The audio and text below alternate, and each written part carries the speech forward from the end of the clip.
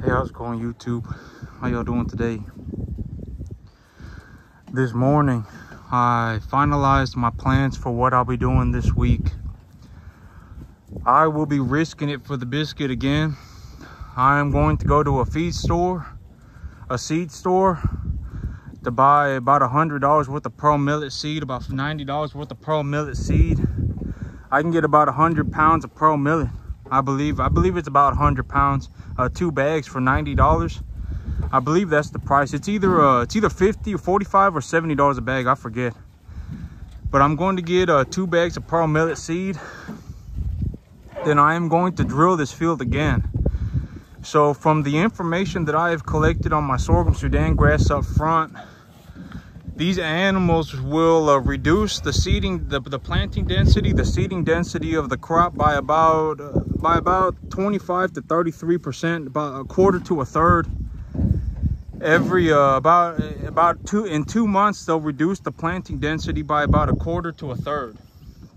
And this grass back here, these animals are going to be roaming around on it, so they'll be on it 24/7. So they'll probably reduce the planting density faster.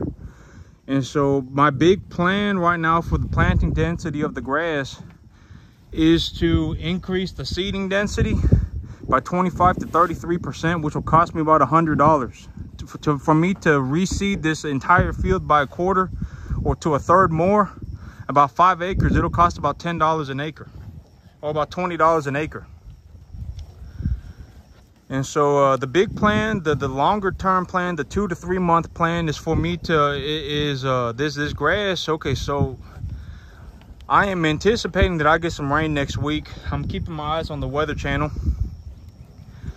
And my big goal in terms of biomass accumulation per acre is 1,000 pounds of dry matter per acre per inch of rain. So if I get 1 inch of rain, I would like to grow 1,000 pounds of grass dry per acre.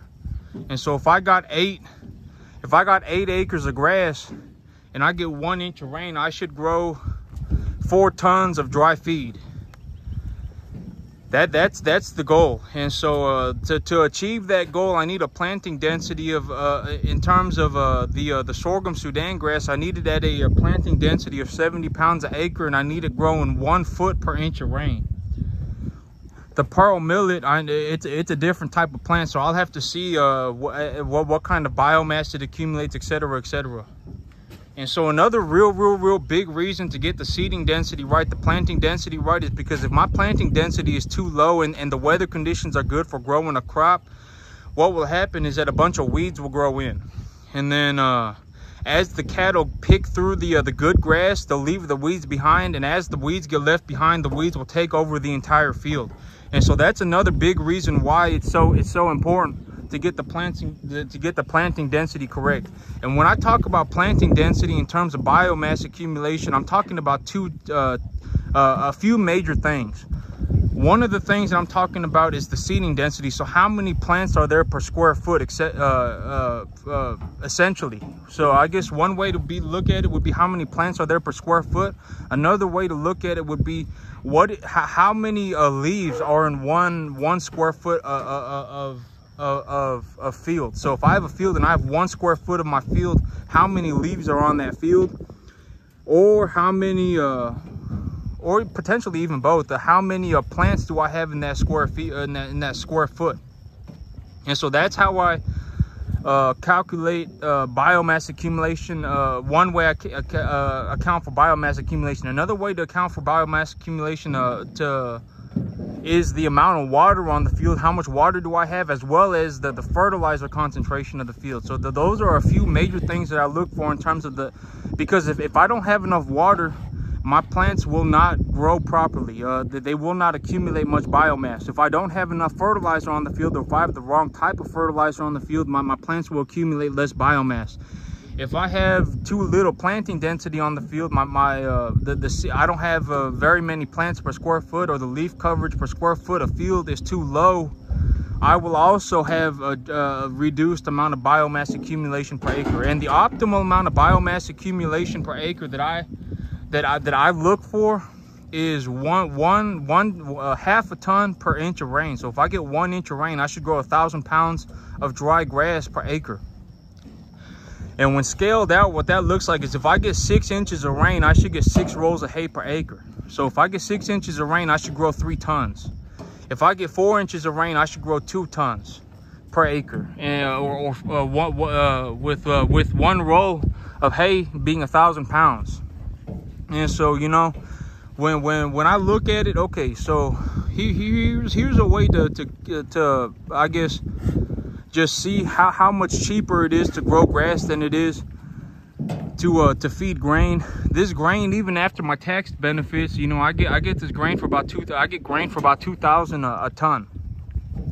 I can grow 1 ton of grass for 500-600, or excuse me, I can grow 1 ton of grass for I can grow this entire field of grass. So if I got 8 acres right here and I grow 4 tons per inch of rain, that 4 tons only cost me about $500. So I can literally get 4 tons of feed for $500. When instead, if I go and buy grain, I get 1 ton of grain for $325 to $350. So it's pennies on the dollar. The amount of animal feed that I get when I grow it myself is exponentially more than if I feed them if I feed them like a store-bought feed, a mill-bought feed. But these animals, I mean, this buddy right here, look at me, he looking good.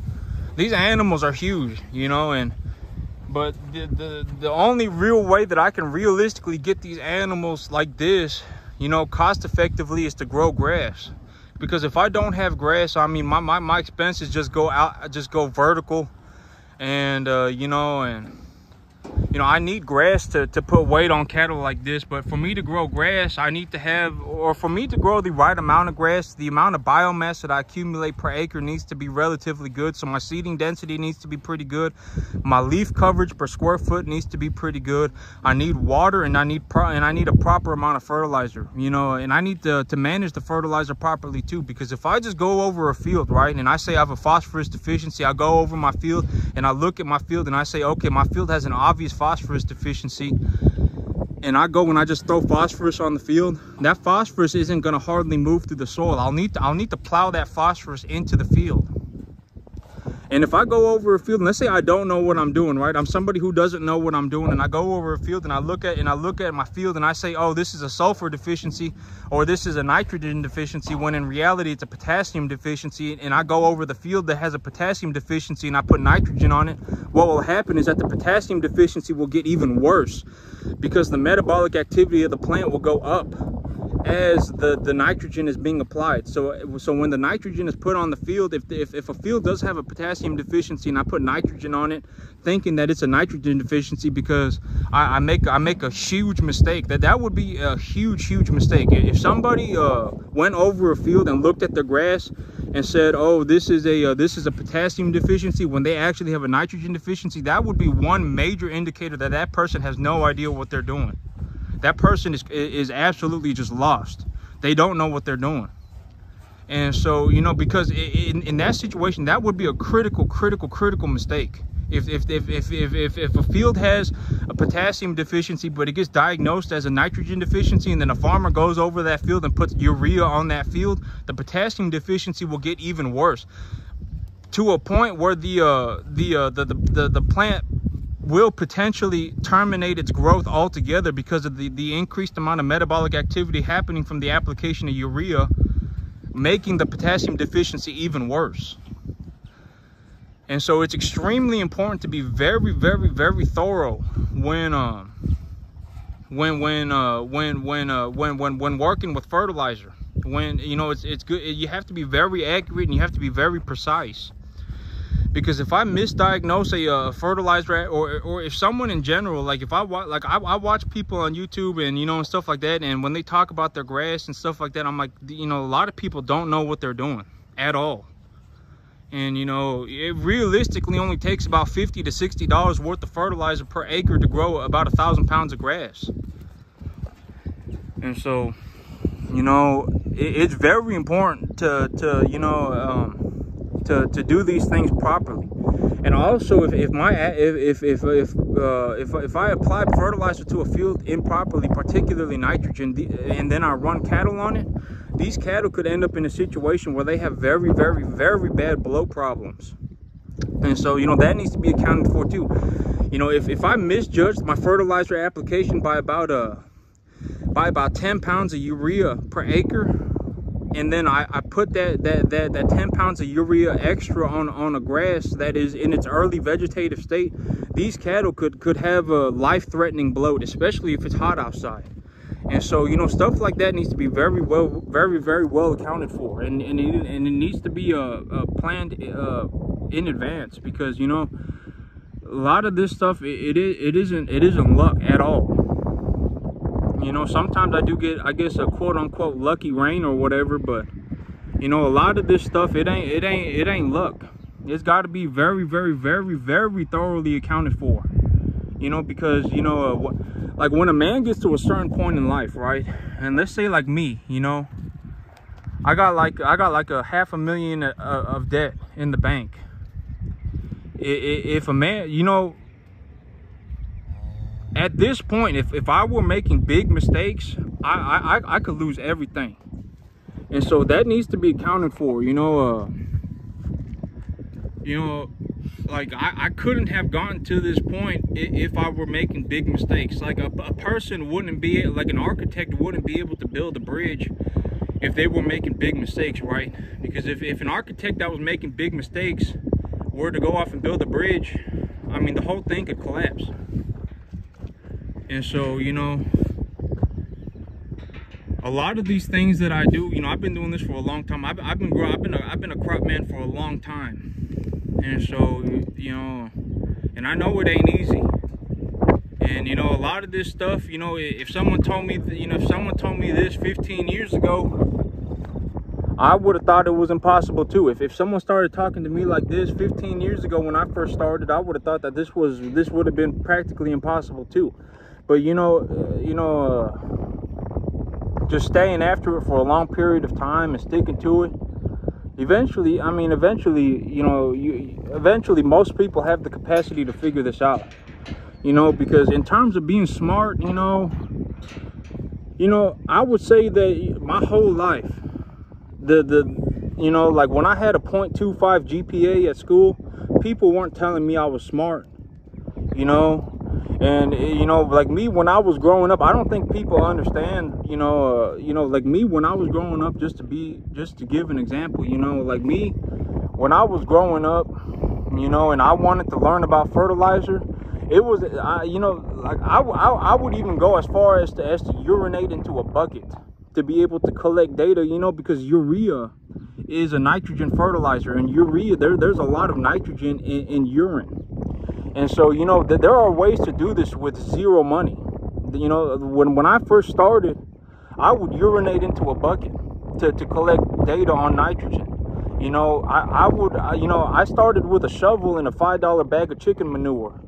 That's legitimately where I started. And when I started all this, man, when I was going to school, I had a point, like I was in the bottom 25% of my high school class. When I barely got into university, and when I went to university, I had a 0.25 GPA.